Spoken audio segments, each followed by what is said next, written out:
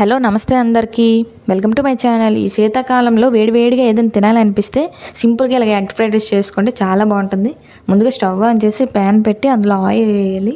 Oil బాగా heat అయిన తర్వాత ఉల్లిపాయ ముక్కలు వేసుకోవాలి. వీటిని బాగా ఫ్రై చేయాలి.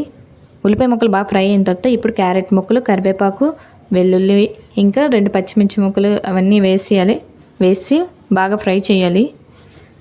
ఇది కూడా బాగా ఫ్రై అయిన తర్వాత ఇదంతా పక్క తీసుకొని ఒక్కొక్కటి 3 గుడ్లు పగలగొట్టుకోవాలి.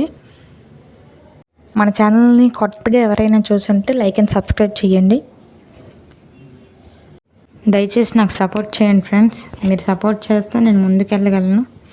ఇప్పుడు ఇది చిన్న చిన్న ముక్కలుగా చేసుకొని రెండింటిని బాగా కలుపుకోవాలి. ఇది కూడా బాగా ఫ్రై అవ్వాలి.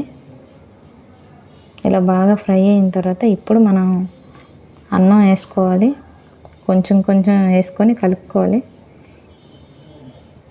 అన్నం మొత్తం వేసిన తర్వాత ఇప్పుడు 1/2 స్పూన్ పసుపు, 1 స్పూన్ కారం, అలాగే ధనియాల పొడి, chicken masala, white pepper powder, 1 spoon salt వేస్తున్నాను. అన్నిటినీ బాగా కలుపుకోవాలి. ఇది మామూలుగా ఎగ్ ఫ్రైడ్ రైస్ కన్నా ఇది చాలా బాగుంటుంది. ఈ విధంగా ట్రై చేయండి. టేస్ట్ అయితే చాలా బాగుంటుంది. ఇలా 2 నిమిషాలు కలుపుకున్న తర్వాత స్టవ్ ఆఫ్ చేసుకొని పైన కొత్తిమీర వేస్తాం. కొత్తిమీర వేసి మరొకసారి బాగా కలుపుకోవాలి.